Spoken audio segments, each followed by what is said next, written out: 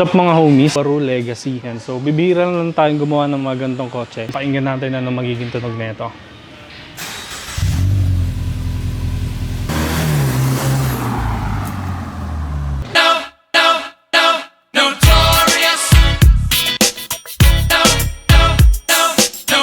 What's up mga homies? So may panibago na naman tayong project. So itong project natin ngayon is Subaru Legacy. And so bibihira lang tayong gumawa ng mga ganitong kotse. Pero matatapos pa rin natin siya within the day. And so ang pinakabit nga pala sa atin ni boss is exhaust system. So ngayon papakita natin kung ano yung ginawa natin. So kung makikita nyo dito, nilagyan natin siya ng dalawang Grady chambered muffler. Kasi gusto nila boss is magkatunog lang yung kotse nila. So, ang gusto nila, hindi masyadong kaingayan, basic lang yung tunog. So, ito yung inabit natin dito sa auto na to. So, ito yung pinaka-wide pipe niya. 2.5 inches na piping, 304 stainless. Kung mapapansin nyo yung mga welding, pulidong-pulido yan, syempre. Tapos, pagdating naman dito, ito na yung pinaka-exhaust niya. Naglagay tayo ng resonator dito. Dito sa Notorious Motorsports, hindi tayo nagtatanggal ng resonator kasi pag tinanggal natin to, iingay lang yung sasakyan pero mawalan siya ng hatak. And so kung mapapansin nyo rin dito, hindi pa natin ginalaw yung pinaka J-pipe niya. So exhaust system lang muna yung ginawa natin dito. So yan mga homies, pakinggan natin ano magiging tunog nito.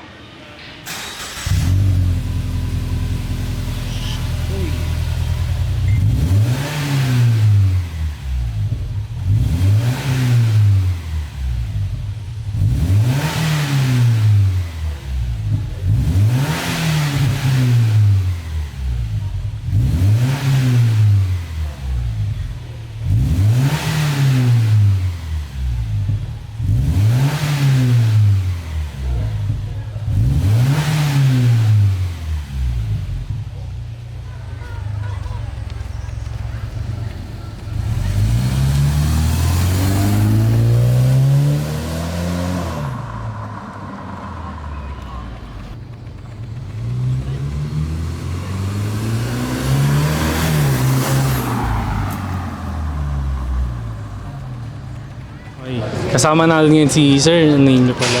Kyle. Okay. Kasama natin ngayon si Sir Kyle. Kamusta yung pinagawa niyong exhaust system, Sir? Well, ayun, ang ganda ng pagkakagawa. Solid talaga compared sa stock. And nagkaroon ng bass yung exhaust notes. So, masayang-masaya naman ako dun sa outcome. Okay, mukhang satisfied naman sila, Sir. Ay, thank you, Sir.